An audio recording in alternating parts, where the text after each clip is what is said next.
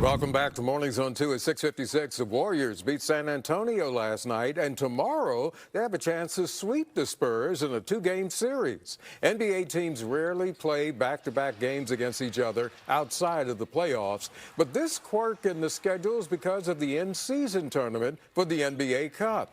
Last night, the Warriors came from behind 16 points and beat the Spurs 125-120. Steph Curry had 46 points, including 5 three-pointers. It came with great energy, top to bottom. That third quarter is what we do. You know, getting stops, pushing, creating easy offense. The Warriors handed the Spurs their first loss at home. And by the way, Jimmy Butler had 28 points and 8 assists. The 49ers starting quarterback Brock Purdy may be back as when they played the Arizona Cardinals on Sunday. Purdy was listed as limited in practice yesterday, but he looked pretty good. He's dealing with that toe injury since the first week of the season. Then the 49ers tried to bring Brock Purdy back in week 4, but he aggravated the injury. He's been rehabbing and practicing in a limited capacity ever since. I think each week it's gotten better, with last week being the best. I mean, each week has been different. So if he takes a big step forward this week, like he did last week, he should have a good chance to play. The wide receiver Ricky Pearsall was back on practice as well. He's become one of the team's strongest offensive weapons, but he's been out the past 6 weeks with a knee injury. The 49ers are hopeful he'll also be ready to play this Sunday. And don't forget, you can see that game right here with us on KTVU on Sunday. The game starts at 1:05. Civil rights leader, the Reverend Jesse Jackson, is in a hospital in Chicago. According to a statement from his family, the 84-year-old Reverend Jesse Jackson is under observation for a rare neurological condition. It's known as progressive supranuclear palsy. Reverend Jackson has been battling that illness for more than a decade.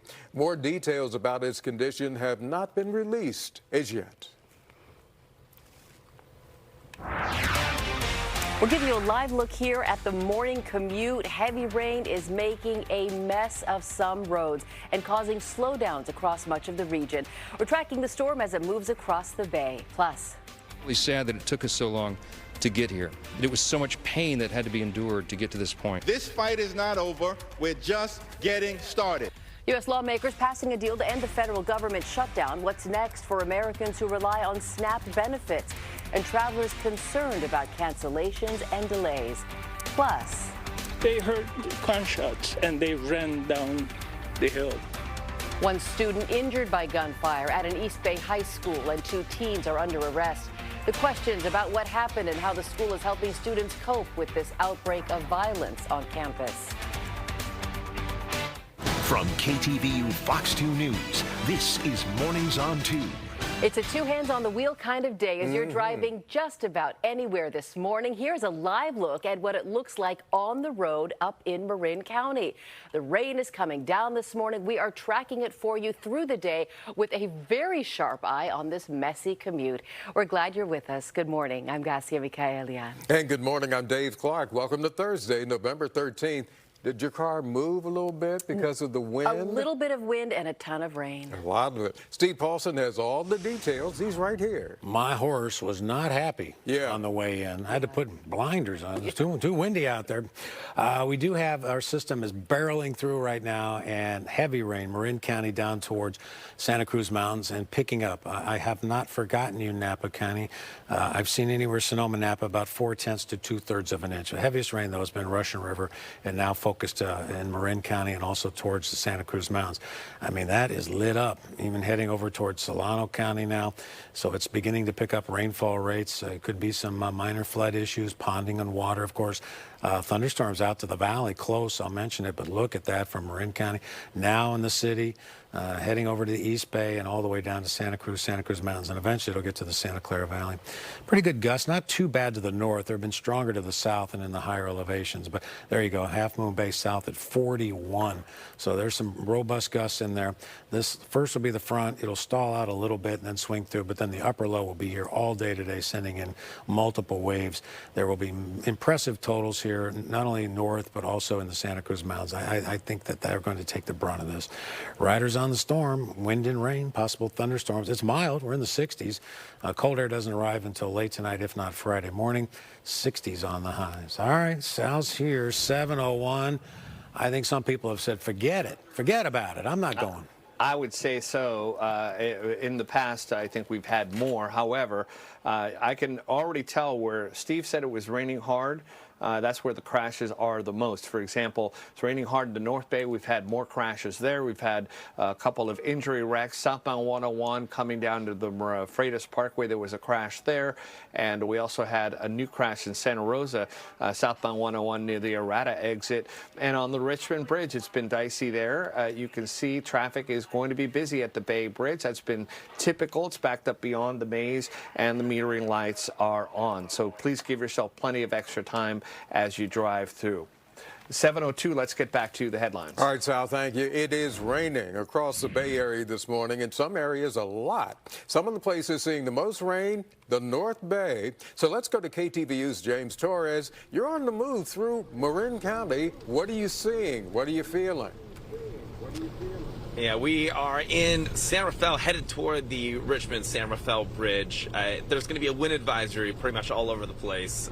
If you're crossing any of the Bay Area bridges, you've heard it already more than once. It's a two hands on the wheel kind of day. Let's show you exactly what we're seeing from our truck this morning.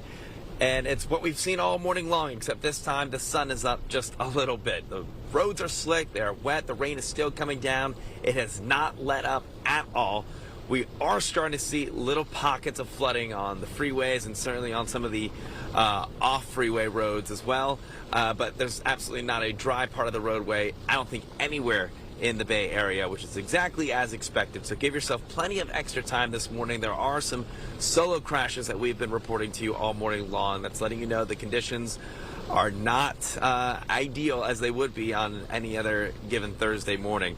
Of course, we are checking in with PG&E as well. Power outages don't seem to be a problem just yet. They say that wind is what is the most largest concern when they consider storms like these, and it seems to be a much more of a wind kind of storm this morning, though the rain has certainly been coming down.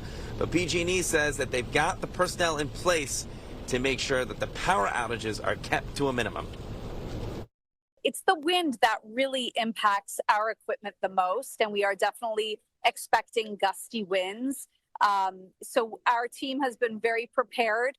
We actually have more than 2,600 crew members ready to respond to any emergencies or outages that may occur.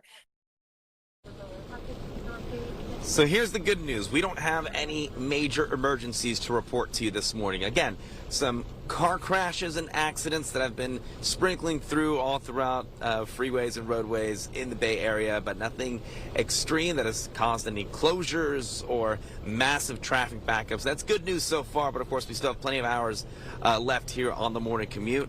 Again, no major power outages to report to you either, and we are keeping our eye on any reports of any wires or trees down. Some of those calls have come in, but usually when the first responders get to where those calls are coming from, they're usually able to take care of it very quickly. So a real easy start this morning. Of course, it is still wet, it is still raining, so give yourself plenty of extra time before you head out the door today. We'll send it back to you all back in the studio. James, thank you. 7:05 here. The longest federal government shutdown in our country's history is now over. Andre Sr. here in studio with what'll happen next, Andre. Well, Gussie, it may take some time to get the gears of government rolling again, but some of the underlying issues will not go away anytime soon. So with my signature, the federal government will now resume normal operations, and my administration and our partners in Congress will continue our work to lower the cost of living, restore public safety, grow our economy, and make America affordable again. Republicans applauding President Trump after he signed the funding bill to reopen the government and officially end the shutdown. The House of Representatives forwarded the bill to his desk after a mostly party line vote approved the legislation. We believe the long national nightmare will be over tonight. It was completely and utterly foolish and pointless in the end. I am relieved that folks will receive their SNAP benefits, that federal workers will get paid, and we can restore some normalcy. But the reality is there is a glaring hole in this deal. No. Well, some Democratic lawmakers are still angry at those within the party in both the Senate and House who approved the measure without any guarantees of extending tax subsidies for the Affordable Care Act. And while the government is back open, Americans will still feel the brunt of the closure, particularly in air travel. Passengers will experience some delays and cancellations, while airport workers are still waiting to get paid. I thought definitely before Halloween we would have been back to work, but I didn't expect it to go into the middle of November. They told us we were getting back pay in the first furlough letter, but as far as from November 1st to now, that's still up in the air. The FAA says it will keep the percentage of flight cuts to 6%. It was supposed to go up to 10 tomorrow. It'll take time to rebuild flight schedules, restore staffing levels, and regain public confidence. Other U.S. sectors are still feeling the lingering effects of the shutdown. Pain is going to continue. The residue of this, we are expecting that December rents are going to be hard for people to pay because they had to spend money on food and do other things. Although the Agriculture Department says SNAP recipients in most states should receive their full benefits over the next 2 days or so, local food pantries, they have been working to bridge that gap in the meantime. The funding bill only goes through January. Democrats want legislation to address the health care subsidies, while some Republicans are showing support for the subsidies. They want to institute reforms such as fraud prevention and income caps as well. Dave?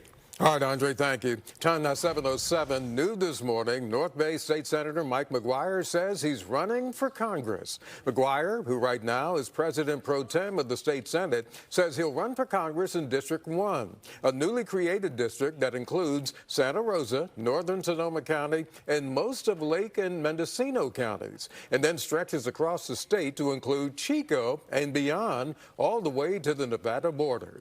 It is one of the former Republican districts targeted by the state's redistricting changes under Prop 50. And now there's a Democratic edge. McGuire is expected to face Republican incumbent Doug LaMalfa. A shooting during the school day at Oakland Skyline High has that community on edge this morning. One student, described only as a teenage boy, was injured by gunfire yesterday afternoon. He was rushed to a hospital and is expected to survive. Police arrested 2 juveniles and say they recovered a pair of guns. Investigators have not said if the 2 go to Skyline. And this is unacceptable. The violence that we're seeing in schools and the city nationwide is disgusting. I saw 4 teenager schoolgirls. They came running and hid behind the minivan. And then at that point, I was out on the porch. So I asked them if they needed help. They were just kind of terrified. Skyline High went into lockdown briefly after the shooting. Classes resume today. Counselors will be available to anyone who needs help. Our time now, 7:09, happening today. 12,000 unionized Starbucks workers are due to walk off the job on what is traditionally one of the company's busiest days of the year. Now, the union is demanding better pay and more staffing. More than 500 Starbucks stores, including several right here in the Bay Area, are now unionized. It's not clear how many are going to be affected by the strike. Now, Starbucks said it does not expect the walkout to disrupt operations at most of its stores. Today, by the way, is the company's Red Cup Day, when reusable cups are given out for free ahead of the holiday season. All right, we do have a lot of slow traffic because of the storm. And sometimes our cameras do these weird things where the camera is obviously focusing on the raindrops just for a dramatic effect. But I will tell you that the traffic below, which is blurry, is backed up for a good long way, and a lot of the rain is coming down.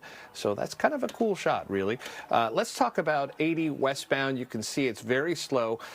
You know what I've noticed, though, is that, and here is our mobile cruiser on the side of the road on Highway 101 coming up.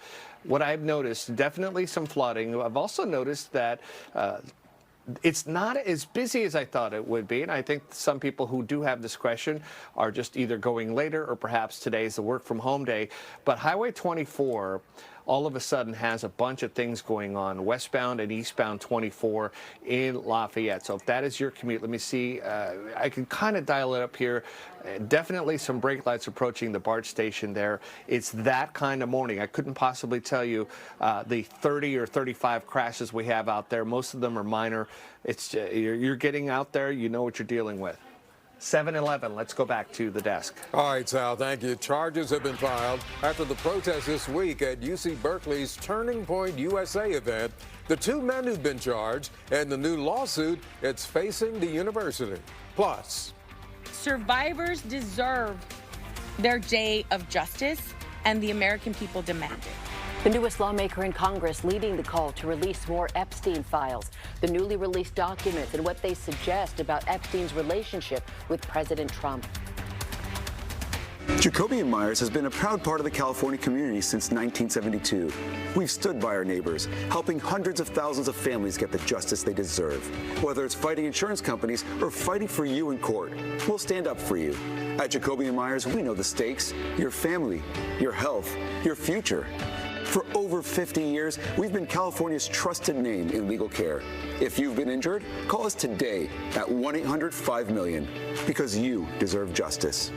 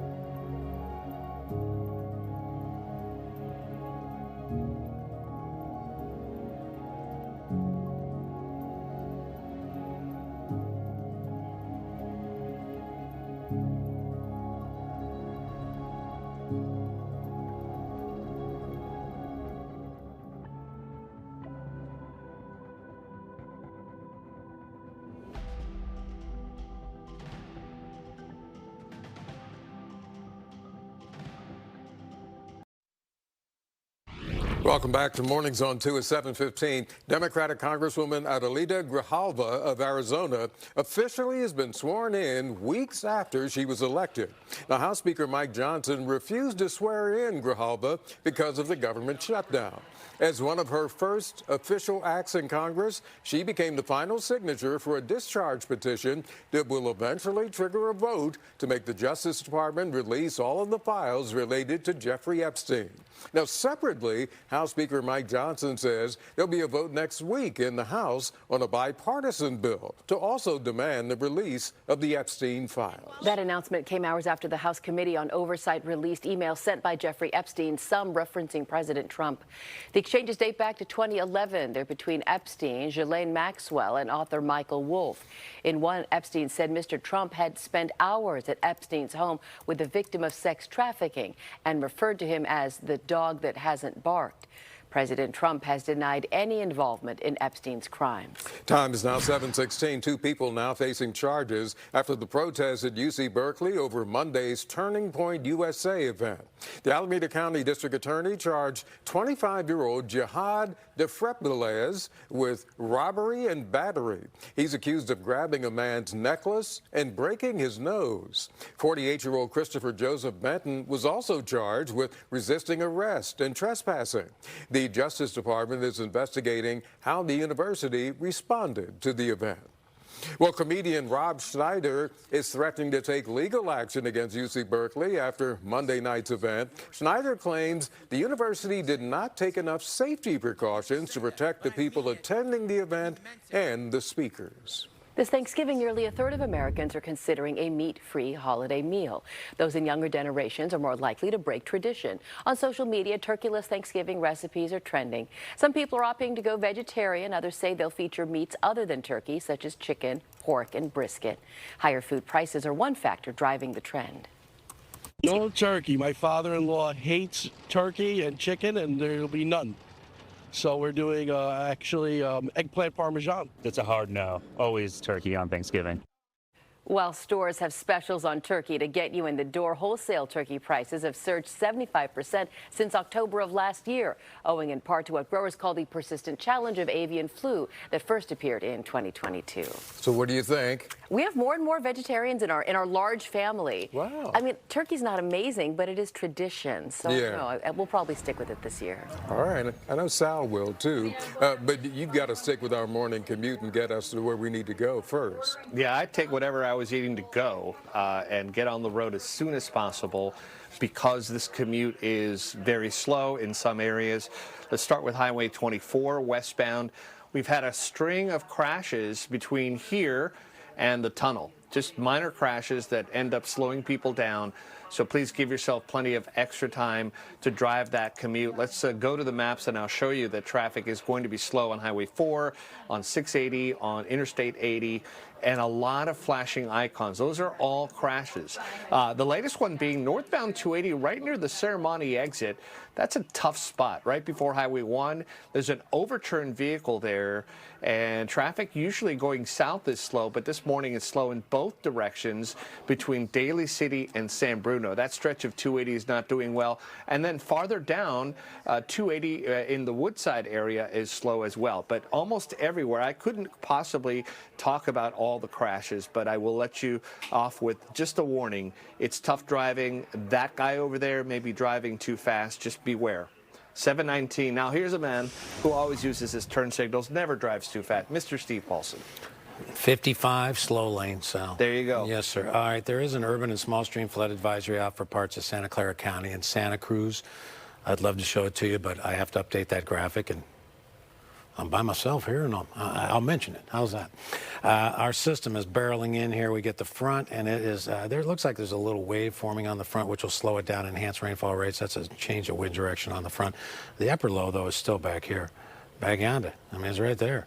And you're going to have systems rotating around it all the way into tonight, and tomorrow they'll take the base right and then come back in. So there will be some hefty totals here. Visibility has been reduced because of the rain here. We're seeing, a mile or less maybe for some here, but watch out. It's a foggy, heavy rain. Wind speeds seem to be picking up for some, but tailing off for others here. Not as bad to the north, although it's picking up Solano County, Napa County, and for sure Marin County over to the East Bay now, Peninsula, and around the Santa Cruz area as well. Hold on, let me put this on that. There you go. So that definitely enhances what's going on. Rain totals are now starting to stack up pretty big here for many, especially to the north where there's been some over 3 inches. West of Healdsburg over 3, Cazadero 2.66, Lake Sonoma 2 1/3, Guerneville almost 2, probably by now they do. Santa Rosa over 1 inch, and Petaluma has a 1/2 inch. Mount Tamalpais is probably higher than that, 1.25 inches. Woodacre, Fairfax over an inch, San Rafael 82-100, Sausalito 0.8, and Bonnie Doon, Ben Lomond, Boulder Creek, and Davenport all in with some pretty good rain. Probably more than that by now. It's just hard to keep up when there's this much heavy rain. Wind speeds have been about 30 to 63 miles per hour. All the airports have been 30 plus. Half Moon Bay 39, 36 to 39. Bodega Bay at 40. Thunderstorms out to the valley. I'll mention that, but we are in the soup right now, if you will, right now. We might get a little bit of a break before the next system rotates in. This low is eventually going to end up, believe it or not, off Southern California by Saturday. 60s on the temps, really warm system. This is all about wind and rain, really, in the mountains until we get to tonight, if not Friday morning. A winter weather advisory starts at 4 p.m. I mean, this snow level is going to be way up there. But you can see a lot of rain here stacking up, especially coming in from the west-southwest as the upper low will play into our weather probably in the next 24 hours. Higher totals up in the Santa Cruz Mountains, also up towards Russian River and Marin County, but everyone will get out on some pretty decent totals. We're not done yet. There'll be another system Sunday night, Monday, and maybe another one next Wednesday. So get ready. I do think, though, the Santa Cruz Mountains could see some 4 to 5 inch amounts after everything's said and done. Steve, thank you. Governor Newsom's former chief of staff accused of stealing hundreds of thousands of dollars in campaign funds. Details on the indictment at her first court appearance.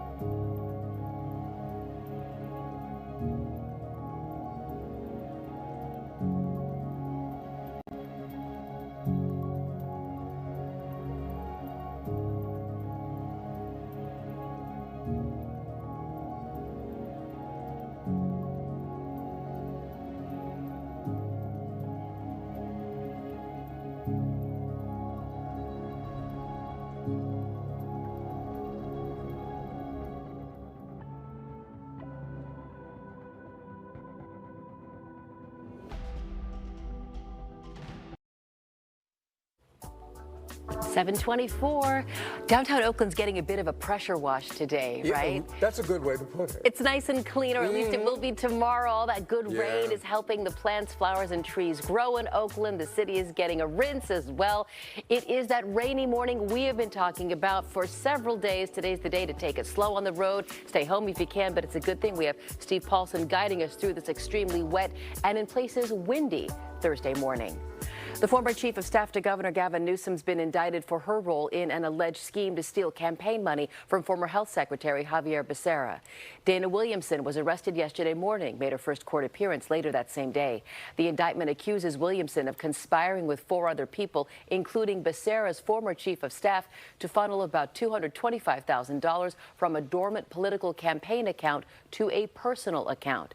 Becerra has not been implicated in the indictment. He released a statement saying, in part, the news of formal accusations of impropriety by a long-standing trusted advisor are a gut punch. Went on to say he's cooperating with the Justice Department's investigation. Our time now, 7:25. Well, a beloved folk tale from China will be performed starting tomorrow night at the San Francisco Opera.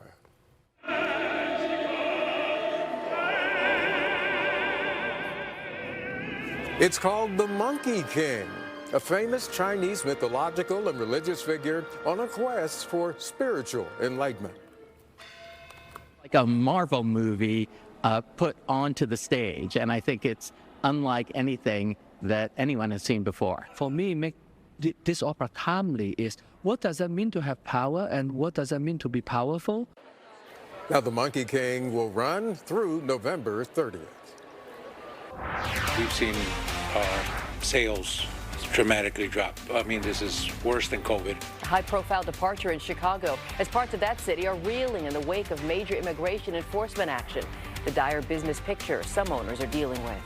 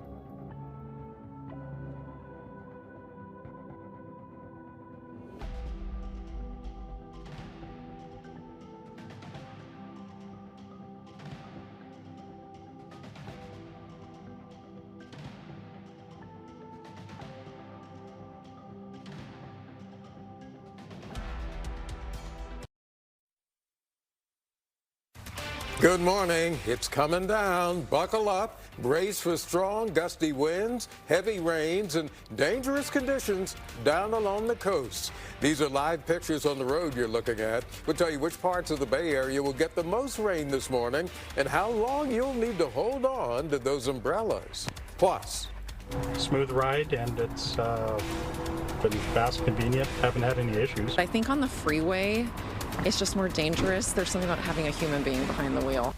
well, a fleet of Waymo autonomous cars pulls up curbside at San Jose International Airport. We'll tell you what's next in the major expansion for the robo-taxis based in San Francisco. From KTVU Fox 2 News, this is Mornings on 2.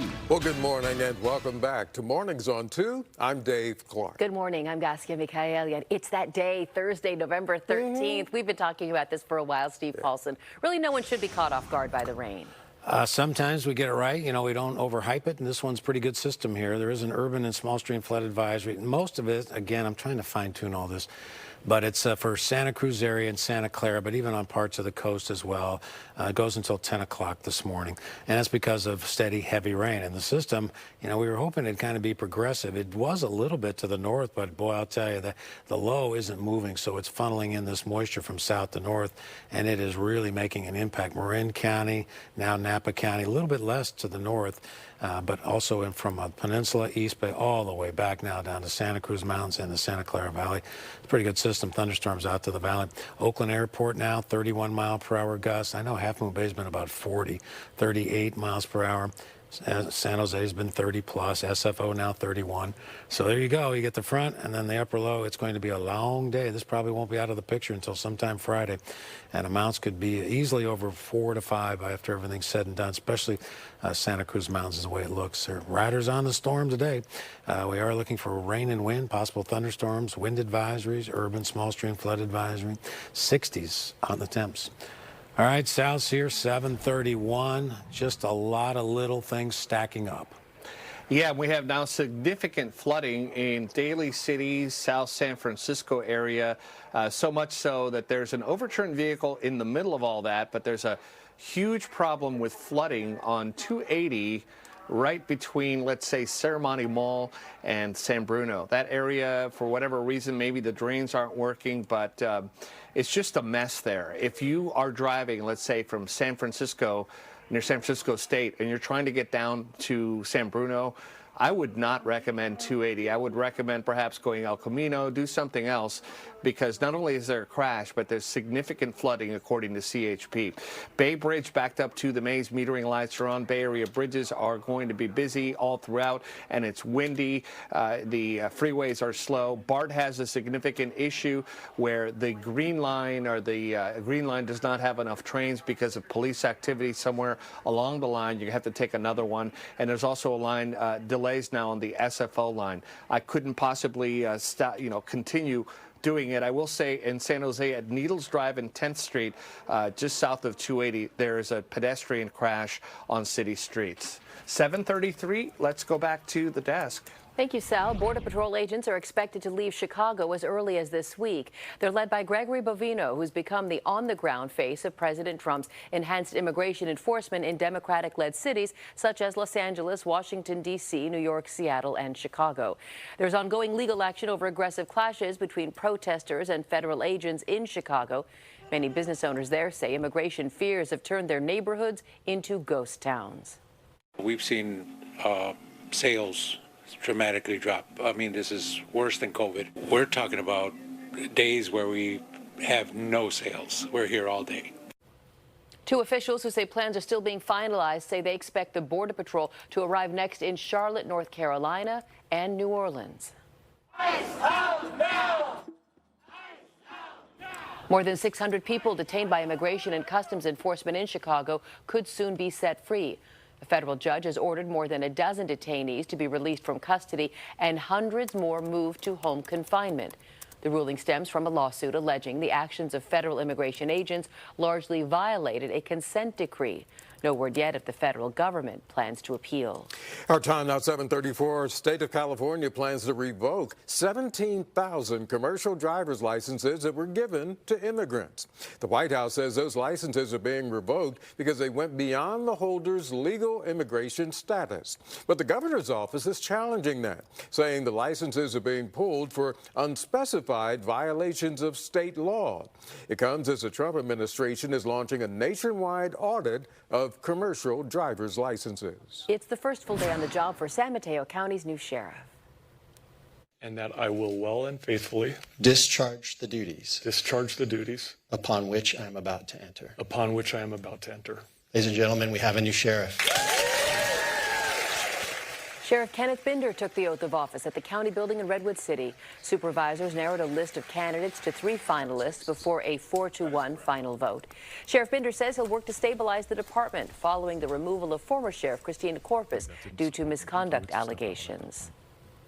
I'm going to make sure that leadership is provided in a way and that public safety services and correctional services are provided in a way that meet the high expectations of the public. Sheriff Binder has 27 years of law enforcement experience. He's a former Santa Clara County undersheriff who most recently served as Gilroy's interim police chief. He'll serve the remainder of Corpus's term, which ends in January 2029. Waymo autonomous vehicles are now available for rides to and from San Jose Mineta International Airport. Waymo launched the first rollout at the airport yesterday, with full service ramping up in the coming months. The Google subsidiary also says it's starting to take riders on freeways as well. Airport workers and city leaders are excited about the expansion, but some others are still hesitant. I'm not a fan of the autonomous vehicle. I prefer to keep people employed. I think on the freeway, it's just more dangerous. There's something about having a human being behind the wheel. People need to sign up with Waymo to participate in the beta tests at the airport. For those who don't, they'll get an out-of-service coverage area note on the app. The rain and wind remains our top story this morning. Oh, yeah, it's real. Parts of the Bay Area under a high wind warning as that storm is rolling through. It's expected to stick around most of the day. KTVU's Ali Rasmus is in San Francisco. You've been out there a long time, so show us what it's like where you are. Yeah, rain coming down at a pretty steady clip. It really hasn't let up for the last couple of hours. It's not pouring sheets of rain, but it's enough to get you wet if you're standing out in it for a little bit. We've seen people out here in the Embarcadero in San Francisco huddled under their umbrellas. But one thing that's notable about this storm is not just the rain, but the wind and the wind gusts. So it's the kind of weather and the kind of storm where if you have an umbrella, you're going to want to angle it just right so it's going against the wind. Otherwise, your umbrella could easily get pulled inside out. Now, out by the ferry building, with those wind gusts, we've seen people trying to make a run for it getting into the building. San Francisco and the peninsula are under high wind warning this morning. We could see and feel it when we drove under the Bay Bridge, or excuse me, over the Bay Bridge rather. The signs warn drivers about high winds. We could see the wind pushing sheets of rain over the side of the bridge. We spoke to some people coming off the ferry this morning. One of them was a Muni driver, and she says on days like this, she has to be extra prepared and locked in. I don't dread the rainy days. I just take it slow. I'm used to it now, 16 years. And safety, and always drive slower than traffic's traveling. I like the fact that I don't have to drive. That's the best thing about the ferry boat. And usually I ride my scooter, but not in the rain. So today I'm taking a lift. Now, ahead of the storm last night, the San Francisco Department of Emergency Management sent out this warning saying, quote, dangerous wind and rain. Storms like this can disrupt power, charge phones rather, have flashlights ready, and plan for medical needs, secure loose items and avoid walking near trees, especially in parks. Now, the high wind warning is in effect for San Francisco and the peninsula until at least 10 o'clock this morning. Some of those wind gusts could reach about 60 miles per hour, so definitely be careful if you're driving on those Bay Area bridges, and also walking or scootering, because even though most people want to protect themselves against the rain and keep their head down a little bit, you do want to be aware of all the traffic around you. Live in San Francisco, Ali Rasmus, KTVU, Fox 2 News. It's 7:39, and I want to get right to the roads. We have our mobile cruiser unit on southbound 101 in Corte Madera here. Looks like they're taking the exit to go to the Richmond Bridge. This is exactly what we're dealing with here. You can see traffic is going to be busy. That is the left is the exit going on Sir Francis Drake, and on the right, that's the exit taking you to the Richmond Bridge, and on the right is the ferry terminal. We were just talking about the ferries. So windshield wipers going the full time here. And there is that little bridge over to the ferry. All right, let's talk about some of the other things. East Bay, Highway 24 has been a mess several crashes along this stretch. They clear them, and then other ones pop up. It's like playing whack-a-mole. This is a look at the Bay Bridge Toll Plaza. It's pretty slow there. On the peninsula, we have significant flooding between Daly City and San Bruno, a couple of different spots. And also there was an overturned vehicle northbound 280 at the Sermoni exit. That's an area I would not be driving on. I might get on El Camino instead. And BART has significant delays, partly because they don't have enough trains out there. There's a police activity going on at the Hayward train yard, and that has crippled the Green Line. Other lines are running. 7:40. Let's go back to Steve. Are you done? I could go on. I know you could. Yeah. All right, thank you. All right, there is an urban and small stream flood advisory out. Sal already touched on it. Santa Clara County, parts of Santa Clara County, Santa Cruz, but even going up towards, as you know, South City, and there's just a lot of Marin County, San Anselmo's up to 2 inches of rain. And there's some 2-inch amounts, Santa Cruz Mountains, and there's some whopper totals, especially up towards the Russian River and points north. That goes until 10 o'clock.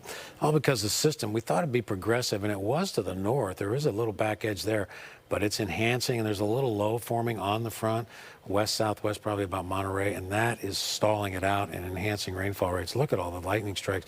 They have pushed east. I don't think there's anything in my forecast zone, but that upper low, there will be multiple systems within the system rotating around the base of it. Marin County's been getting just slammed here. I've seen, I think, 2 inches of rain now at Mount Tamalpais as well.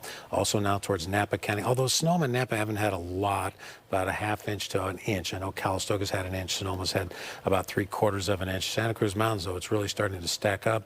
Same along the San Mateo coast, East Bay as well. So this will be with us for a while. Then we'll have to deal not only with the wind, but also more rain coming in later there as these bands will rotate through. A gust about 38, 40 miles an hour. Take your pick. I mean, there's a wind advisory and goes until 4 p.m. today. That upper low, it's kind of splitting a little bit, but it'll still come near the coast and then go down the coast and eventually end up off L.A. by late Friday or Saturday. Everyone's in on some pretty good rain, especially I think the forecast models underdid it, Russian River. I've looked at a couple of morning updates, and they weren't right. But they were right for the Santa Cruz Mountains, and I think they'll end up getting a lot as well, 4 to 5 inches after everything's said and done here. Riders on the storm, rain and wind, possible thunderstorms, wind advisories, urban small stream flood advisories. Other than that, it's a quiet day. 60s on the 10th day. There's not much going on, I'm telling you. Well, you know. And we'll get a break Saturday, next system Sunday night, Monday. Can you believe here that Thanksgiving is just 2 weeks away? 2 weeks. All right. The average cost of a turkey is up more than 11% this year. We're doing a lot better here in California compared to other states. In one state, the average turkey will cost nearly $56. Are you serious? We're a lot lower than that. So we'll tell you where when you join us on the 9, but right now we want to hear from you. So let's go over to Andre Sr. You have our viewer poll of the day. I know, Dave, you want to talk turkey right now, right? You took the words out of my mouth. All right, so you heard it right now. It's going up 11% this year. Thank you, Steve. What's your plan for Thanksgiving dinner? Here are your options right here. Paying the price, downsizing the bird, alternate main dishes here, and ordering takeout. And right now, 56% of you say you're paying the price, and you'll have an alternative main dish is the other option here, 44%. No one's downsizing just yet. No one's ordering takeout at the moment, but head to ktv.com/vote. Let us know. What do you think about it? Question of the day. Okay. I mean, I think it's widely agreed turkey is not an amazing food. No one loves. I agree with you. You know, but like. I don't know if that's an unpopular opinion. I'm not the biggest fan. Anything else on the table, I'll eat. Yeah, it's like all the other stuff. All the other stuff is great. Yeah. All right. Well, as we go to break, one more look at that poll, and don't forget you can start voting. You can scan the QR code in the top right-hand corner of your screen. It'll take you to our poll.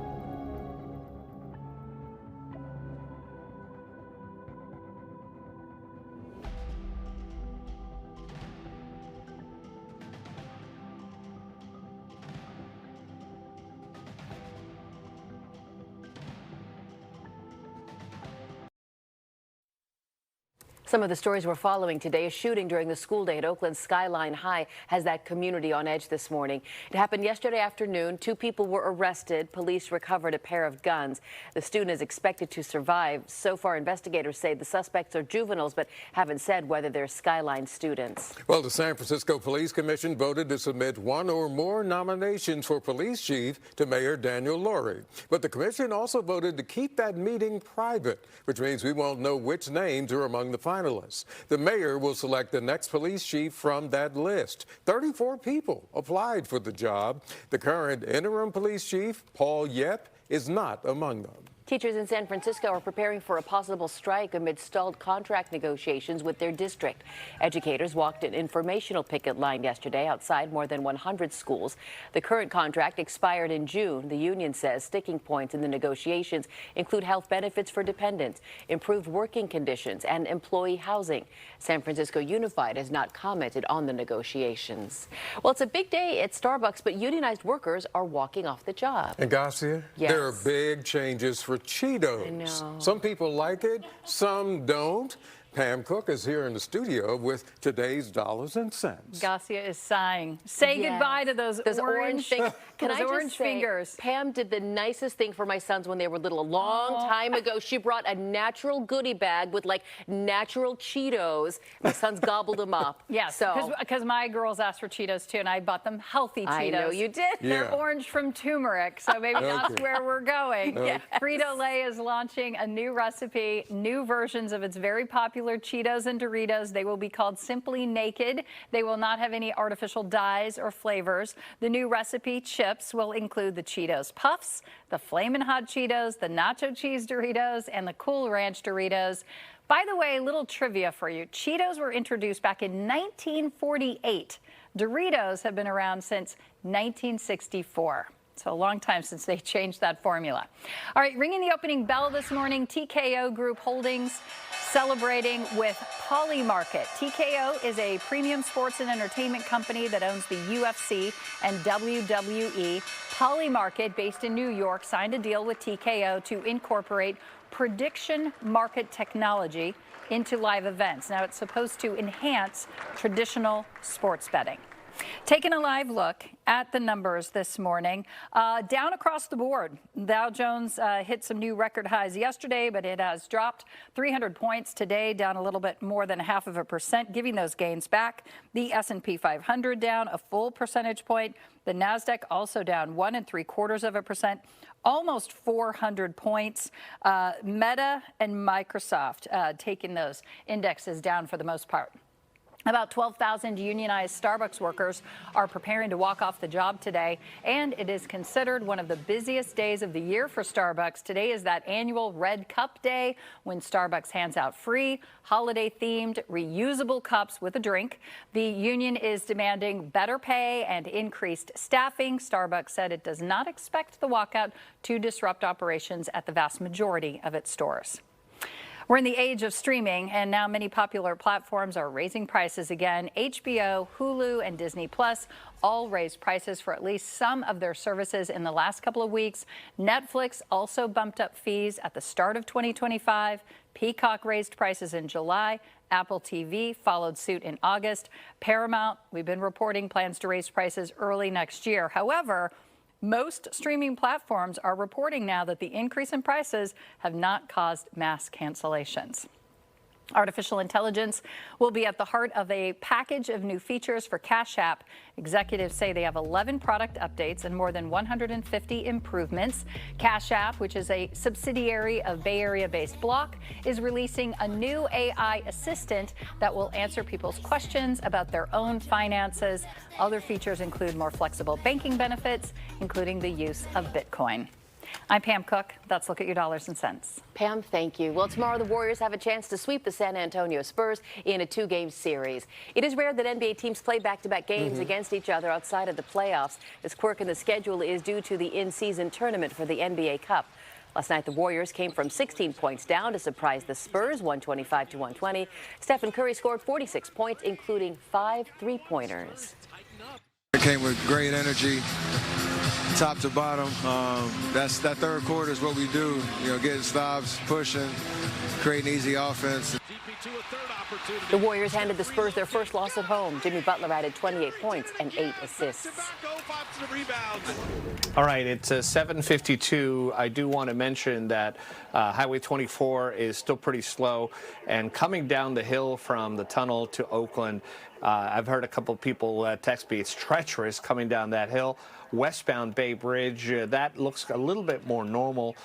But there are big flooding problems on the peninsula between Daly City and San Bruno. This whole area here is an area I would avoid.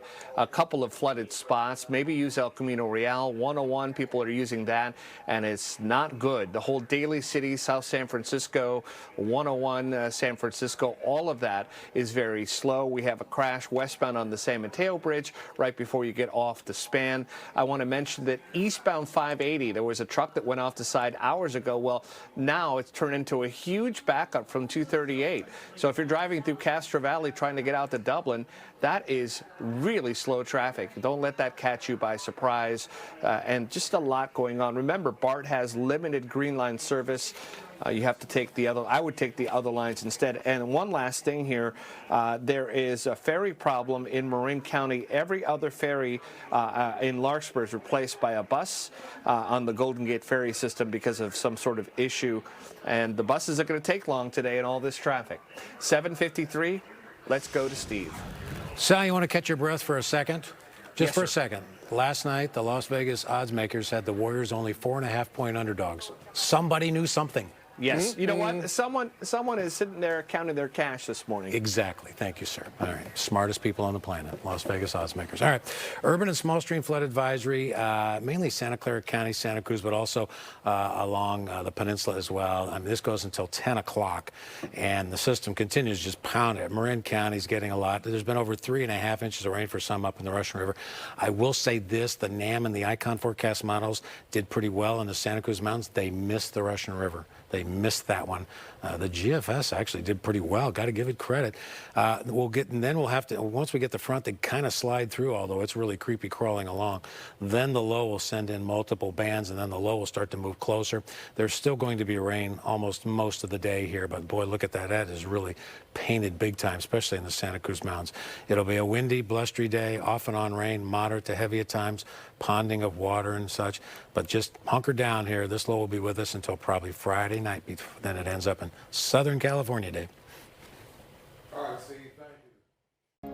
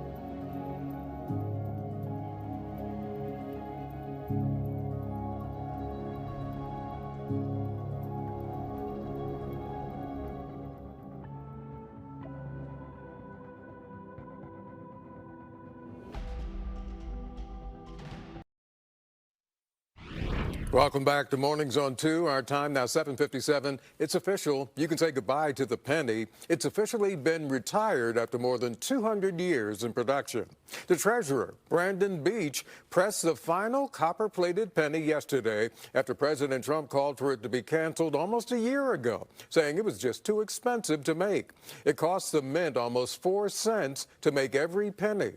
The Trump administration also pointed out how cashless payments have changed the way the Americans use currency.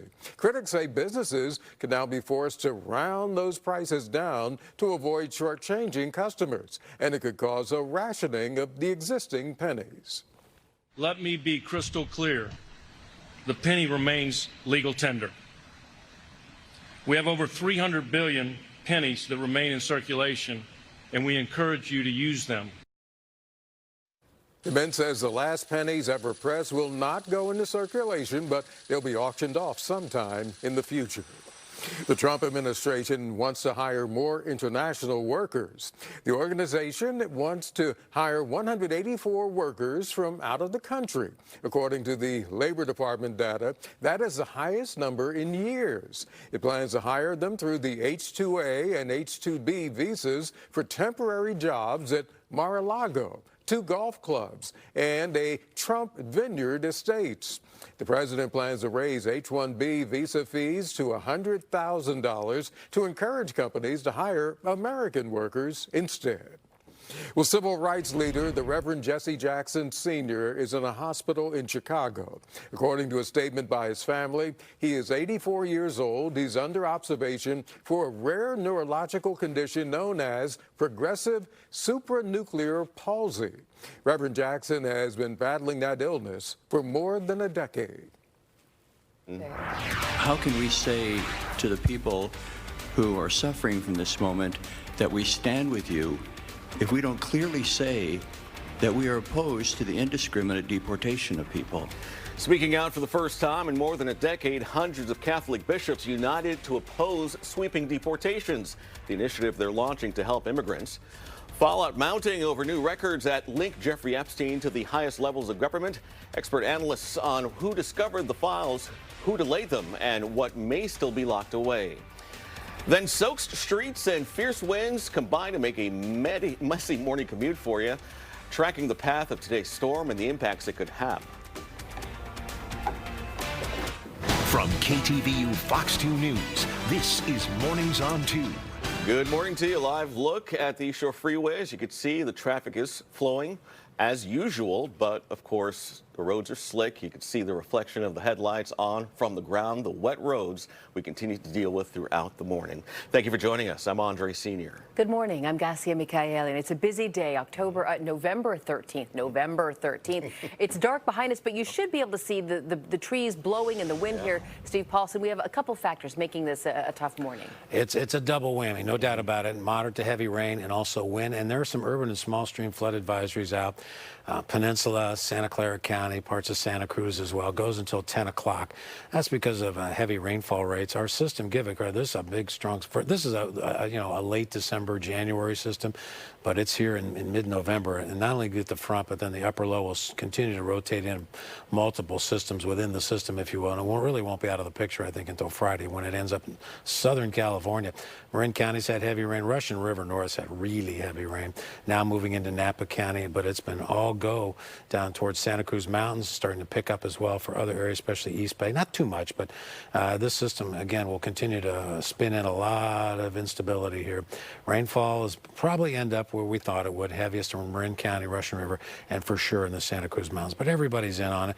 It's not one and done either. There's more on the way Sunday night, Monday, and maybe another one next Wednesday. Statewide, there are some whopper totals being advertised, and a lot up on the western slope of the Sierra. Riders on the storm, rain and wind. Wind advisories. Also, temperatures will be in the 60s. Kind of mild. Colder arrives late tonight, tomorrow. All right, Sal, I think you should know Daly City's had an inch of rain. Yeah, and the storm drains are not handling it, and we've had just a lot. Let me go from Lafayette, where we've had a string of problems, to the Bay Bridge, where it's backed up beyond the maze.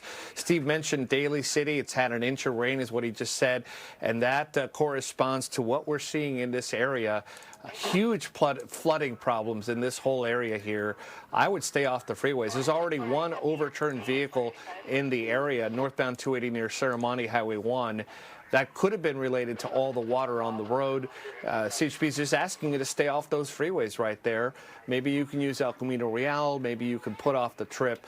Let's talk about the East Bay, where all the freeways are jammed. San Mateo Bridge recovering from an earlier problem. Dumbarton Bridge is slow. So almost everywhere is slow. We want to throw in that BART still has some issues on the Green Line, some limited delays because of earlier police activity.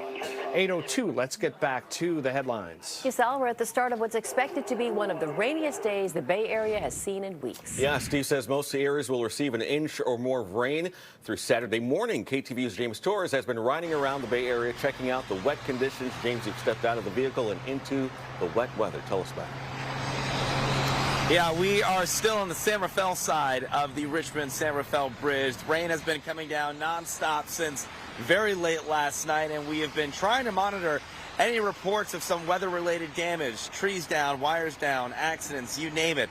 We're seeing those reports. We're not actually seeing a lot of those things happening. First responders get there, and they're able to clear the scene. However, at the tail end of the bridge here, if you're on the westbound side, if you were coming from Richmond into San Rafael, there was a crash that stalled some traffic here a little earlier this morning. There was two cars that crashed into each other. Seemingly one car was trying to merge to the right side, possibly to exit. Ended up hitting another car. Those two cars are now loaded up onto two different tow trucks here. About 15 minutes ago, a bunch of those lanes were closed off, so there was a decently large backup on the Richmond-San Rafael Bridge on the westbound side. And then once the fire truck moved out of the way, that opened up some of the lanes. First responders practically clearing the scene. I think there's one CHP car remaining on the scene here as those tow trucks are looking to safely maneuver out of here. And that is just one of many accidents that we can report to you this morning. The roads are slick, the roads are wet. That includes the freeways, that includes any of your city roads as well. So give yourself plenty of extra time. You're going to hear that all morning long because that is just the reality of this morning. The roads are wet, they are slick, the conditions to drive are not as easy as they are any other day. That's what happens when we have a rainy day like today, and the rain is not going to let up for at least the remainder of the morning. So plan that out for your commute. We'll keep an eye on these conditions. We'll bring you the updates as we get them. Garcia and Andre. James, thank you. And he campaigned on releasing all the Epstein files. And now the White House is involved in a massive cover-up, and we want to know why won't they release the files? This administration has done more with respect to transparency when it comes to Jeffrey Epstein than any administration ever. Well, tensions high as newly surfaced files from the Jeffrey Epstein investigation shedding light on previously unseen documents, communications, and financial records. The revelations are raising serious questions about who knew what, when, and how accountability was or wasn't enforced at the highest levels of government. Joining us to break it all down for us is Professor Catherine Lavery from Pace University, an expert on law, ethics, and the intersection of power and accountability. Professor, thank you for joining us this morning. Thank you for having me. All right, so Professor, we're going to have this so-called discharge petition that's going to be signed on by several people in Congress to get them to release, the DOJ at least, to release documents relating to this case. Can you break down what this all means? So what it means is they need to get to the number of 218 to sign. And I think with it being released at this point, you know, with the end of the government shutdown coming through, this is going to put a lot of pressure on both parties. And I think we're going to be seeing this battle between what is transparency and what also is being utilized as using political power. So I see both sides really taking a risk with this. But, you know, we just had the Quinnipiac poll out. Over 64% of voters want the Epstein files released, and that goes across all parties. So I think, you know, our politicians need to listen to what the voters want. All right. As far as this discharge petition goes here, is there a way for Speaker Johnson to stop its release or stop even the petition or the Department of Justice from releasing any information here? Well, I think in terms of him stopping the vote, he can't. I think what happens after the vote can be held up. I mean, we've seen this on and off with all different types of issues throughout our government. But I think it would be in Johnson's best interest as Speaker to comply with what the vote relays. You mentioned a moment ago the what most Americans want here, and that's for the files to be released to the public.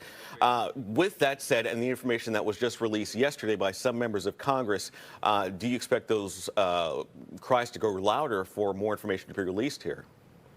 I would think so. I mean, the release is just showing allegations. It's not evidence. And I think the only way we're going to be able to get a clearer picture is if everything is released. And I think both sides need to prepare for what a lot of these emails contain. Is there any way, because we saw back earlier in the summer when there was this massive stonewalling by the House to the release of any files, the president shooting down, I think he even clapped back at a reporter saying we're still talking about this. But is there any way to stop this momentum at this point? I don't think so. And now that we've had the whistleblower come forward at Maxwell's prison, where, you know, she's getting certain privileges which are not even allowed by other people who are being incarcerated, and not to mention she's in a minimum security, as we call it, Club Fed, and she's a convicted sex offender. They're not even supposed to be in a minimum security facility. So I think the balance of everything that is happening right now, I think the voters are going to push for the release. And Professor, ethically speaking here, do Congress members have an ethical responsibility to release this based on your studies? Absolutely. I mean, if this is what the people want, we need to hear it. And I mean, if we look at voters between Republicans, Democrats, and independents, it appears that even though most of them want this released, not much of it is going to change in terms of their party line. So realistically, all it's going to do is show transparency with our government, which I think we realize has been missing for a long time.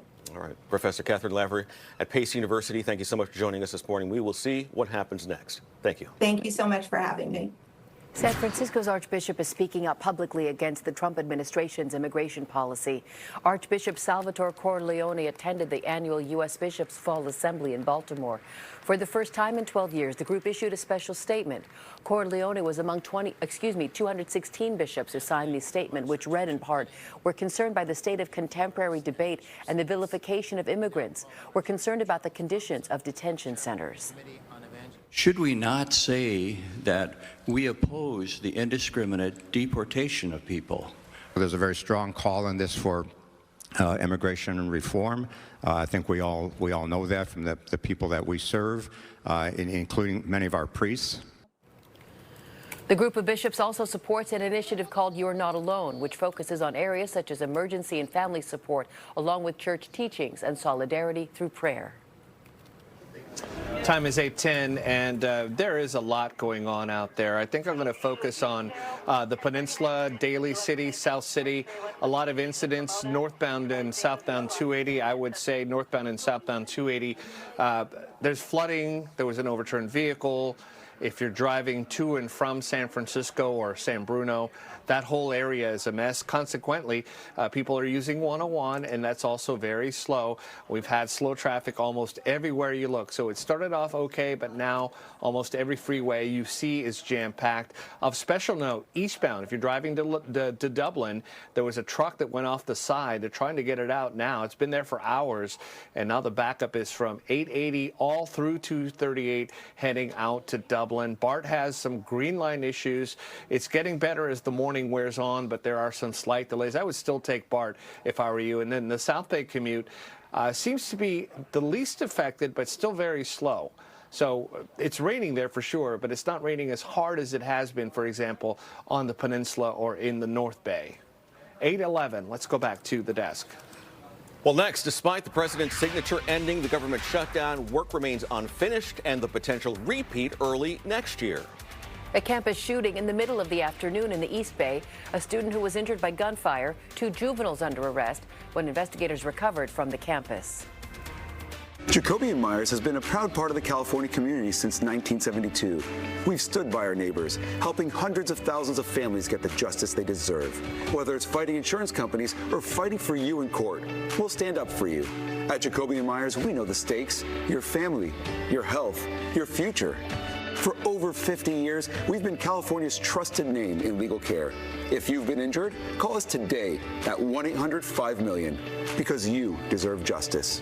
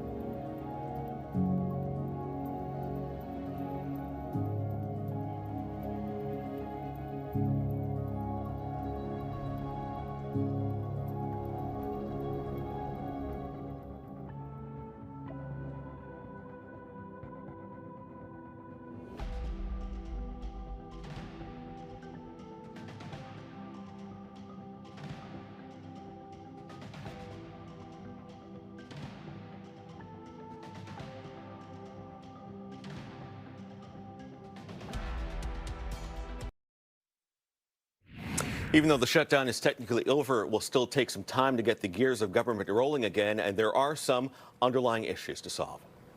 So with my signature, the federal government will now resume normal operations, and my administration and our partners in Congress will continue our work to lower the cost of living, restore public safety, grow our economy, and make America affordable again. Republicans applauded President Trump after he signed the funding bill to reopen the government and officially end the shutdown. A mostly party-line vote in the House sent the bill to the president's desk for a signature. We believe the long national nightmare will be over tonight. It was completely and utterly foolish and pointless in the end. I am relieved that folks will receive their SNAP benefits, that federal workers will get paid, and we can restore some normalcy. But the reality is there is a glaring hole in this deal. Some Democratic lawmakers still angry at those within the party in both the Senate and House who approved the measure without any guarantees for extending tax subsidies for the Affordable Care Act. And while the government is back open, Americans will still feel the brunt of the closure, particularly in air travel. Passengers will experience some delays and cancellations, while airport workers are still waiting to get paid. I thought definitely before Halloween we would have been back to work, but I didn't expect it to go into the middle of November. They told us we were getting back pay in the first furlough letter, but as far as from November 1st to now, that's still up in the air. The FAA says it will keep the percentage of flight cuts to 6%. It'll take time to rebuild flight schedules, restore staffing levels, and regain public confidence. Other U.S. sectors are still feeling the lingering effects of the shutdown, too. Pain is going to continue. The residue of this, we are expecting that December rents are going to be hard for people to pay because they had to spend money on food and do other things. Well, the funding bill only goes through next January. Democrats want legislation to address the health care subsidies, while some Republicans are showing support for the subsidies. They want to institute reforms such as fraud prevention and income caps. A shooting during the school day at Oakland's Skyline High has that community on edge this morning. One student, described only as a teenage boy, was injured by gunfire yesterday afternoon. He was rushed to a hospital and is expected to survive. Police arrested 2 juveniles and say they recovered a pair of guns. Investigators have not said if the 2 go to Skyline. And this is unacceptable. The violence that we're seeing in schools in the city nationwide is disgusting. I saw 4 teenager schoolgirls. They came running and hid behind the minivan. And then at that point, I was out on the porch. So I asked them if they needed help. They were just kind of terrified. Skyline High went into lockdown briefly after the shooting. Classes are resuming today. Counselors will be available to anyone who needs help. Time is 8:18, and we haven't talked a lot about the South Bay. We're going to start there. It's pretty crowded everywhere, but it hasn't been as slow or as affected by the rain, although now we do have flooding reported on 101 at 85 Mountain View area. But by far, the peninsula has been the worst. And I mean that if you're in Daly City, as Steve said, it will rain an inch there, maybe even more when we get to Steve. He'll tell us more. But this whole area has been really bad on the freeways. We've had crashes, we've had flooding, standing water. If there's a spot in the Bay Area we found that's the worst, I circled it just now. But other spots aren't great. Highway 24, now there's a crash westbound near the tunnel. There was a crash in Lafayette.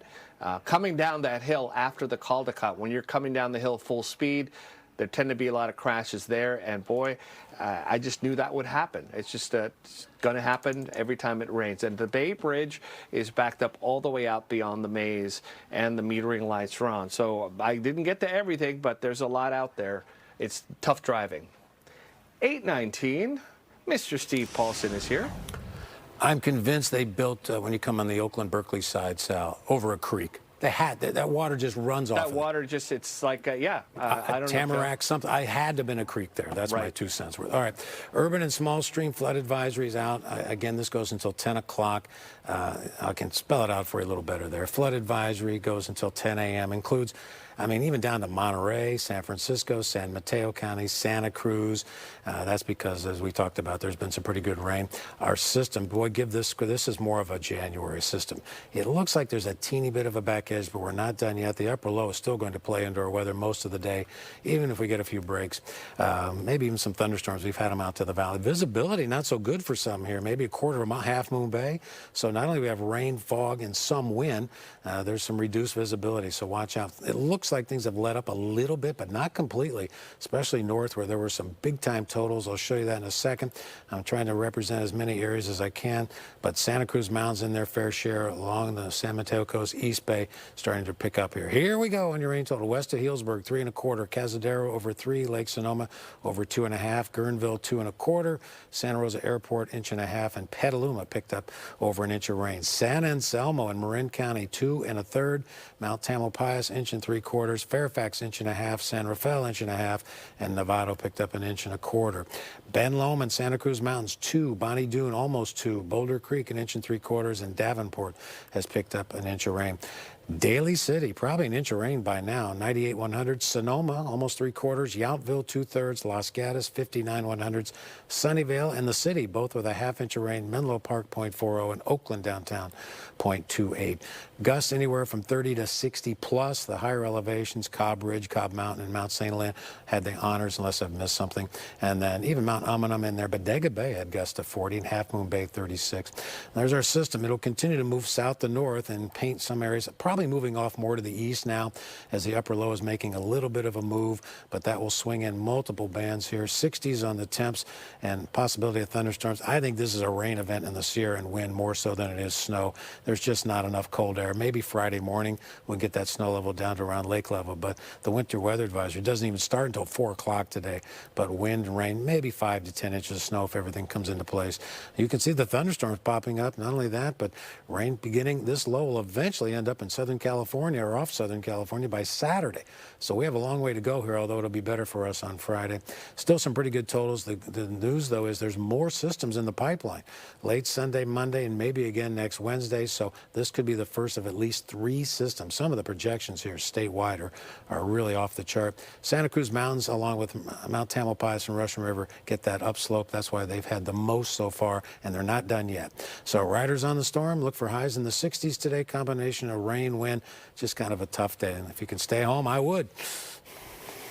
Steve, thank you. Coming up, shopping just got a new personal assistant. Oh, that's true. It's Yeah, behind okay. Google's new AI tool that can chat, check stocks, and even buy things for you. Next.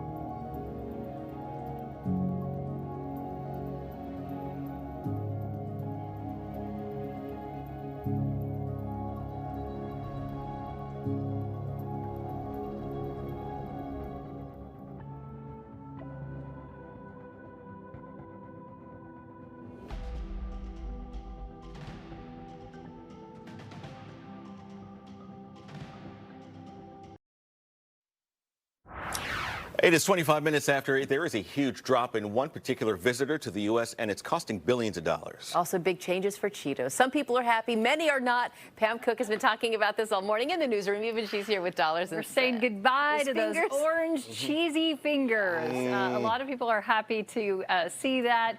Frito-Lay is launching a new recipe, new versions of its very popular Cheetos and Doritos. They will be called Simply Naked. They will not have artificial dyes or flavors. The new recipe chips will include Cheetos Puffs, Flamin' Hot Cheetos, Nacho Cheese Doritos, and Cool Ranch Doritos. And by the way, I was looking into this, some trivia for you. Cheetos were introduced back in 1948. They've been around that long. Doritos have been around since 1964. So changing that recipe after a long time. TKO Group Holdings rang that opening bell this morning with Polymarket. TKO is a premium sports and entertainment company that owns the UFC and WWE. Polymarket, based in New York, signed a deal with TKO to incorporate what they call prediction market technology into live events. It's supposed to enhance traditional sports betting.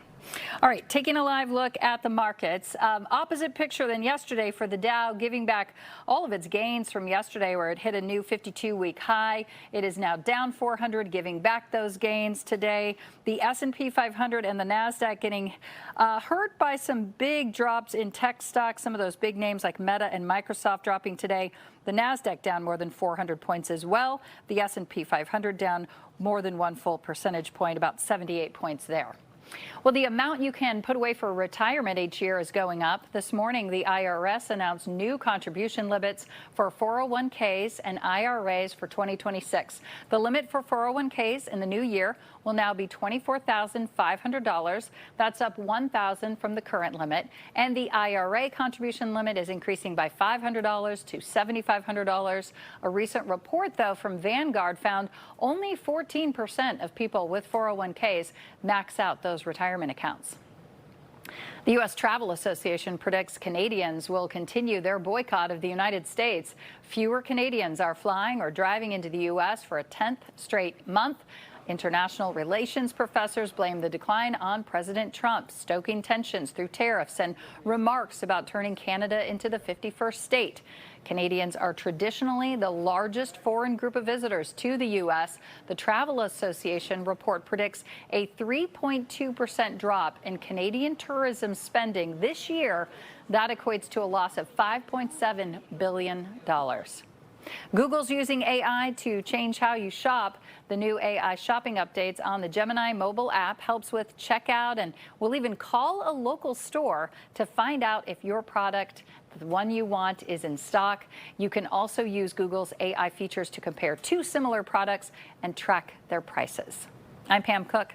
That's a look at your dollars and cents. Pam, thank you so much. It is 8:28 right now. Could it be one party's winning message for 2026? A new strategy by Democrats to turn electric bills into political power.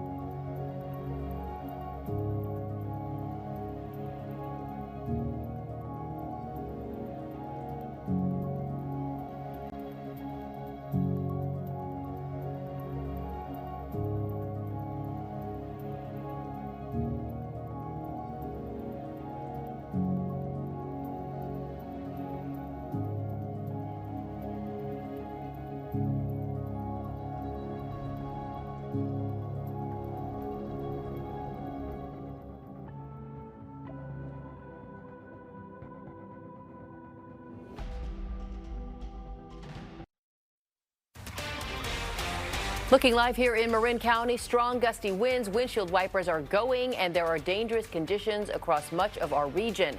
We'll detail which parts of the Bay Area will get the most rain today and how long you'll need to hold on to your umbrella. Plus, smooth ride, and it's been fast, convenient. Haven't had any issues. I think on the freeway, it's just more dangerous. There's something about having a human being behind the wheel. the fleet of Waymo autonomous vehicles pulls up curbside at San Jose International Airport. Why only certain people can use them and how to get in on the robo-taxi trend. From KTVU Fox 2 News, this is Mornings on 2. Good morning. Welcome back. I'm Gasia Mikhailian. I'm Andre Senior. You can see it behind us. Dark skies, windy weather, locally heavy rain, moderate in some areas across the Bay Area. It is Thursday, November 13th. So let's get that update. Steve Paulson, it's raining outside. Yes, it is, and for some, a little bit too much of a good thing here, too fast, too soon, if you will.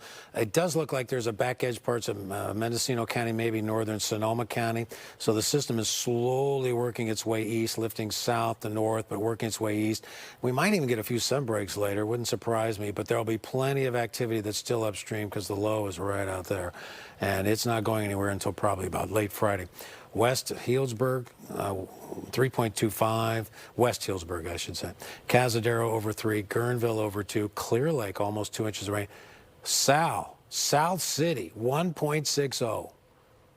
That's a lot. You know, and that corresponds to, Steve, what we've had with all the flooding there in Daly City, South City. There you go. That area is just a mess, and I've been thinking about you because you've been giving me these totals, and this is the area we're talking about. The water came down so fast, I don't think any storm drain could have kept up. We had an overturned vehicle. We had people driving into standing water, and their cars have become stuck. So as Steve said, too much of a good thing, too fast. People have heard about this, and they're using Highway 101. But if I were you, I would either think about public transit or put the trip off if you have discretion. I will say BART is having some issues in the same area. It could be or could not be related to rain, but BART has an issue on the tracks in that area. There's some sort of a mechanical problem, maybe too much water in that area. So, you know, I can't possibly go into everything that's out there, but it's tough driving almost everywhere, not just here.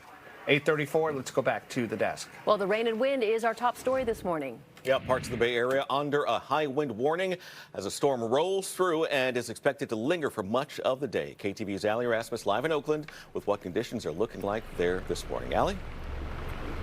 Yeah, we've moved across the bay just in the last hour, and it does seem a little less windy here than it was in San Francisco this morning. Let's show you some of the video because earlier this morning outside the ferry building, you could see a lot of people bundled up in their raincoats, rain gear. They had umbrellas overhead, and it was the kind of windy weather that your umbrella may not do so well against. We saw a couple people there who got caught with one of those wind gusts and their umbrella ended up turning inside out. San Francisco and the peninsula are under a high wind warning this morning, at least until 10 o'clock. And we also took some video driving over the Bay Bridge early this morning. You could see and feel the wind and the conditions there. The signs overhead warning drivers about high winds, and you could see the wind kind of pushing sheets of rain over the side of the bridge as we drove across. We talked to some people coming to the ferry building, coming out of the ferry building this morning, and one of them is a Muni driver, and she says she has to be extra prepared and locked in on a rainy day like this. I don't dread the rainy days. I just take it slow. I'm used to it now, 16 years. And safety, and always drive slower than traffic's traveling. I like the fact that I don't have to drive. That's the best thing about the ferry boat. And usually I ride my scooter, but not in the rain. So today I'm taking a lift. And some of those ferry riders said that the ride over from Vallejo especially was a little bit choppier than usual this morning because of the storm. Now, ahead of the storm, the San Francisco Department of Emergency Management tweeted out that there's dangerous wind and rain. Storms like this can disrupt power. They urge people to charge their phones, plan ahead, secure loose items, and avoid walking near trees, especially in parks. And we did speak with one of the lieutenants from San Francisco Fire this morning to check in to see if there were any major problems. He said no no reports of any roadway flooding, no reports of any downed power lines or trees. So that is a good sign. Hopefully folks heeding some of those warnings.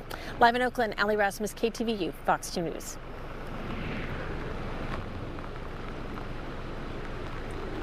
After a record 43-day shutdown, the U.S. government is now open. The measure President Trump signed into law funds the Agriculture Department, including SNAP benefits, Veterans Affairs, military construction, and the operation of Congress for 1 year. All other agencies are funded through January. There is still a good deal of uncertainty and more debate expected. Let's welcome Wendy Edelberg, Senior Fellow in Economic Studies at the Brookings Institution in Washington. We'll look at what's working and what could be next. Thanks for being with us.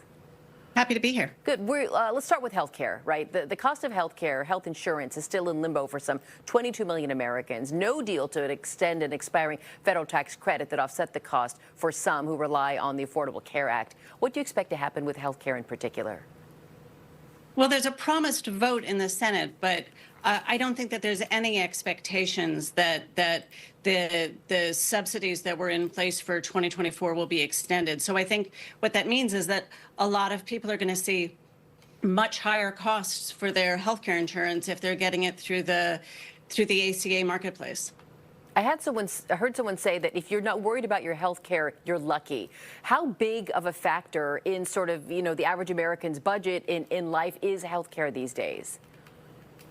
Oh, certainly it's big, but I mean, one thing that we have to consider when we step back from this is this was a feature, not a bug, of the One Big Beautiful Bill. This was part of the broad changes in policy that were put in place as part of that legislation. So, we did a lot of analysis. Everyone did a lot of analysis of this bill when it was passed, looking at the distributional consequences.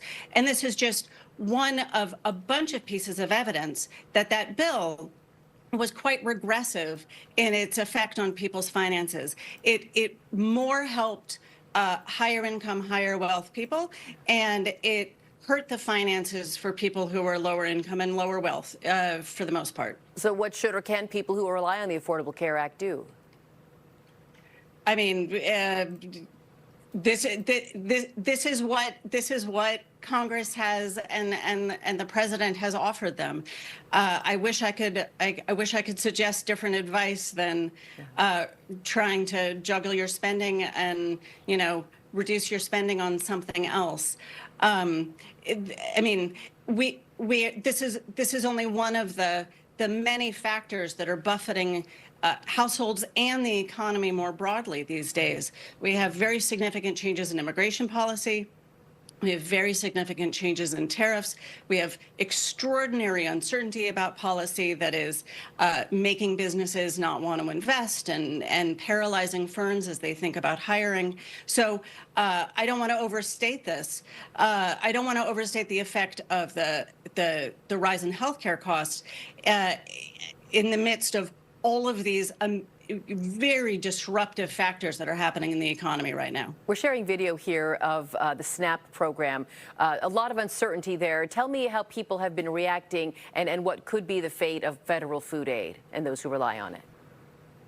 Yeah, so even though this legislation should turn back on SNAP benefits for people who saw either no SNAP benefits in the first part of the month or reduced SNAP benefits, it may well be weeks, not days, before all of the full amount of SNAP benefits go out. So we're talking about maybe 42 million people seeing disruptions in really vital support for their expenditures on food. This is one of the reasons why this shutdown is going to show up as reduced GDP, reduced spending, reduced economic activity in October and November. So it sounds like it'll have long-lasting effects even once that money shows up on the card. Yes. I mean, long-lasting, is in the eye of the beholder. It will take some months for the reductions in spending among federal workers who missed paychecks. Most federal workers missed at least 2 paychecks. It will take some time for them to, recover their spending back to where it would have been otherwise.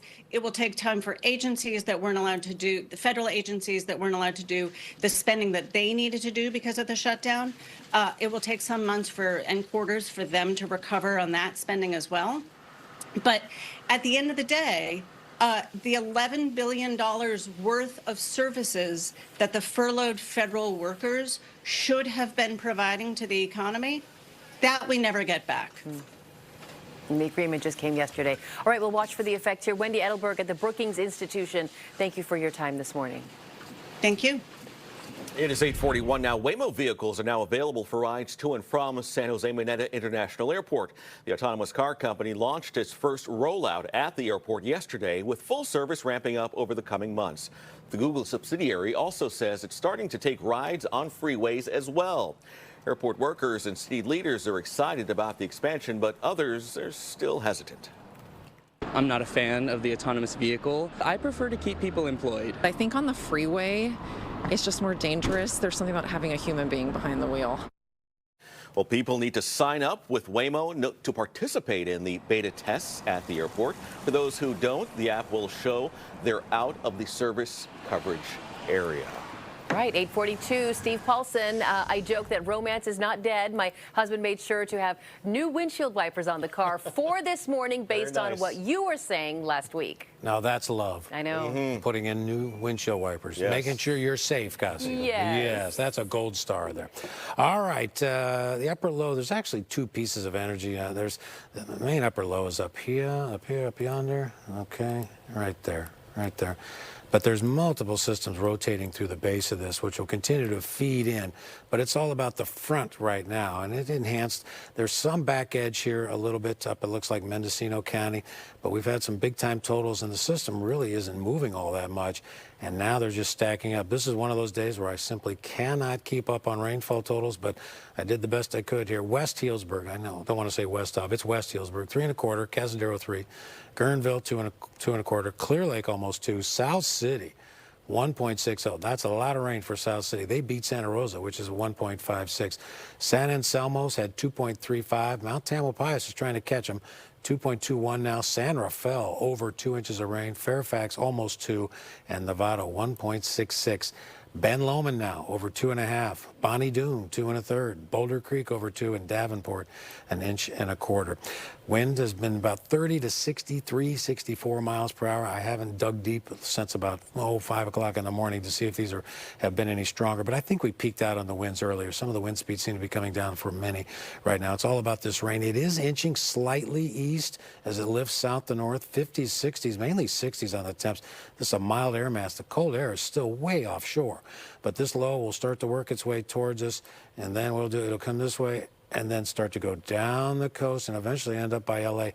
Some big-time totals are being advertised up there. So for today and tonight into tomorrow, there's more rain on the way, even though you may get some breaks and maybe even a few sun breaks. But I think after everything's said and done, the heaviest rain will be where we thought, up towards the Russian River and without question in the Santa Cruz Mountains. They will get this southern end of that's low as it starts to move through. Another system Sunday night, Monday, and maybe another one next Wednesday. This is really more about wind and rain in the mountains than it is snow. They'll get some, but probably not until tomorrow morning. So it's mild. Wind advisory's out, urban and small stream flood advisory out until 10 o'clock, 60s on the temps. I do think late Friday, Saturday we'll get a break. Next system, Sunday night, Monday, you guys. Steve, thank you much. Thanksgiving just 2 weeks away from today, and the average cost of a turkey is up more than 11% this year. California is faring much better than other states. In one state, though, the average cost of a bird nearly $56.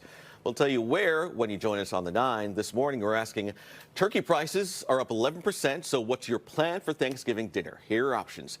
Paying the price. The other is downsizing the bird. The other is alternative main dish or ordering takeout. And right now, 48% of you say you're paying the price.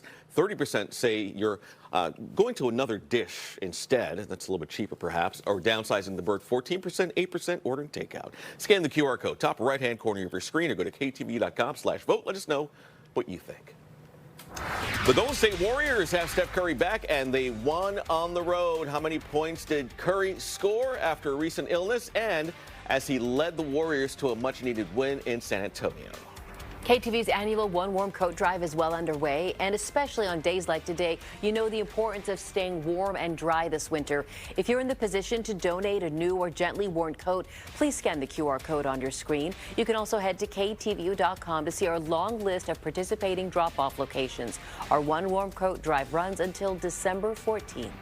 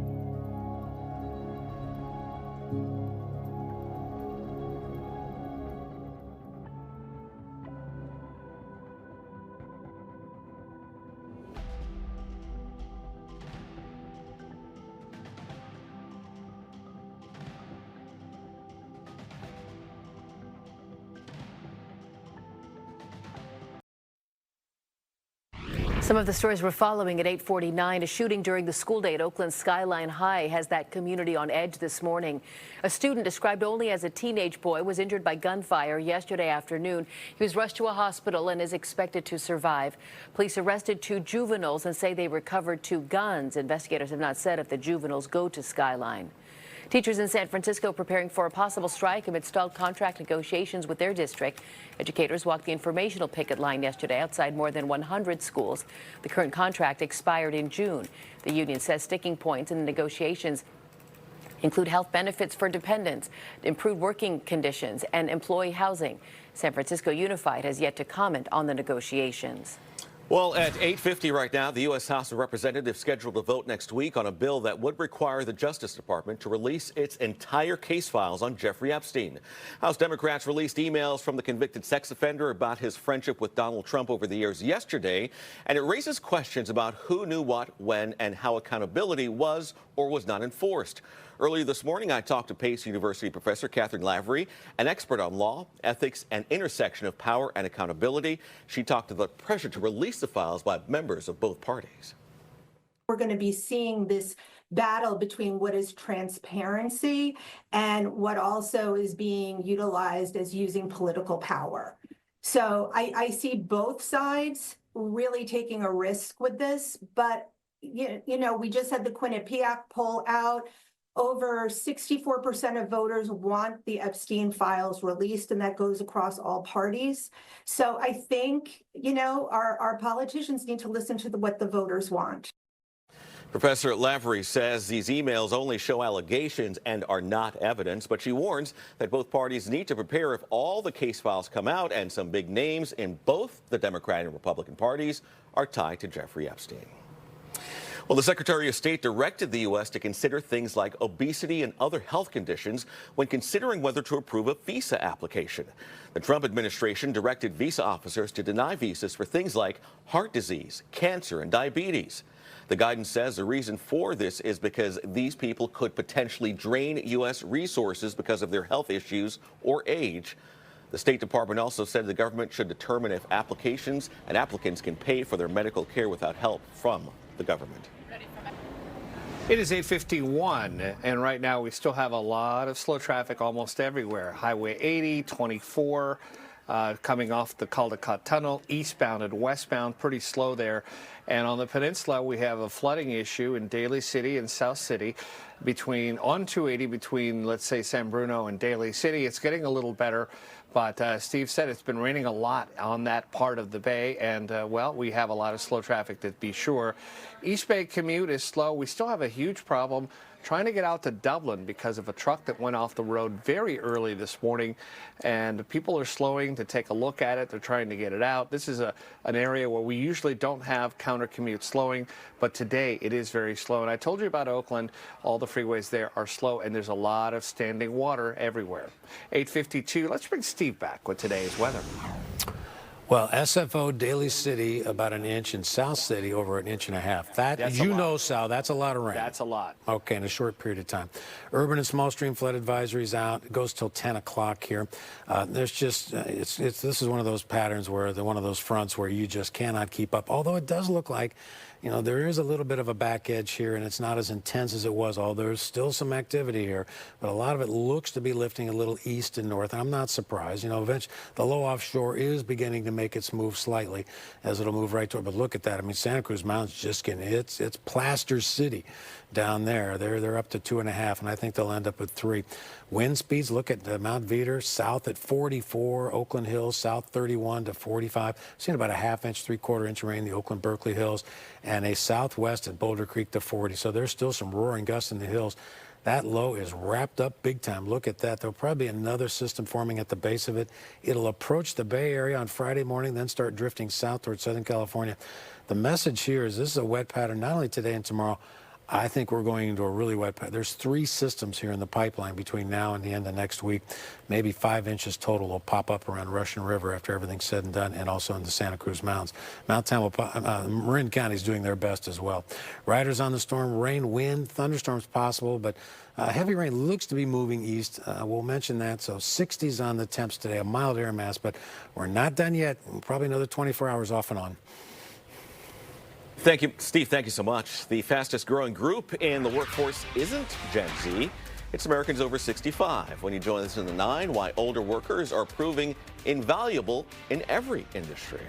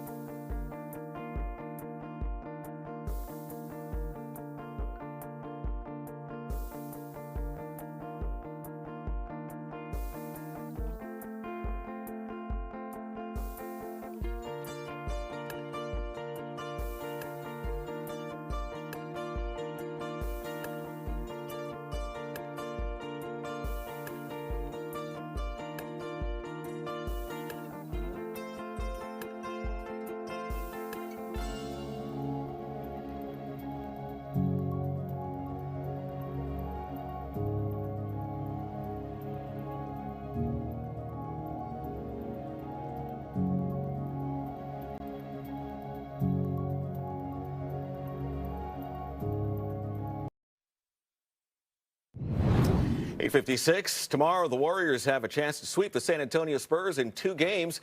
Rarely do NBA teams play back-to-back games against each other outside of the playoffs, but this quirk in the schedule is due to the in-season tournament of the NBA Cup. Last night, the Warriors came from 16 points down to surprise the Spurs, 125-120. Steph Curry scored 46 points, including 5 3-pointers. The Pittsburgh Pirates' Paul Skeens won this year's National League Cy Young Award. A San Francisco Giant also made the short list of runner-ups. Logan Webb finished 4th in this year's voting. The ace led the majors with 207 innings, led the National League with a career-high 224 strikeouts. This marks the 4th year in a row Webb received votes for the award.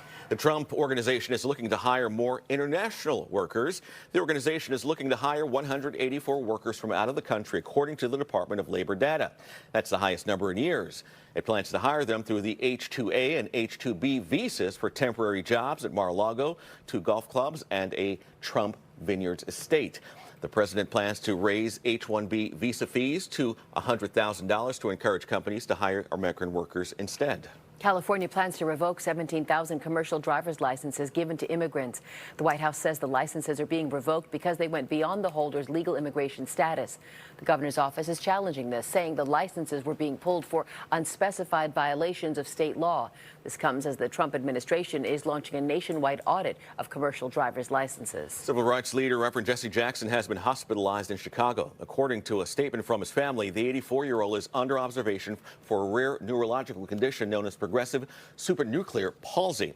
Jackson has reportedly been battling the illness for more than a decade. Further details about his condition have not been released. Bay Area radio station Live 105 is canceling its annual Not So Silent Night holiday concert.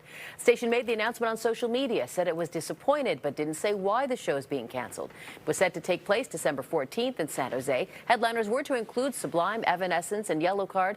Ticket holders will be getting full refunds. Weather is the big story of the day here today as we take a quick peek outside. It's still a very gray, windy, rainy morning on this Thursday. Stay with us because Mornings on 2 to 9 starts in just 60 seconds.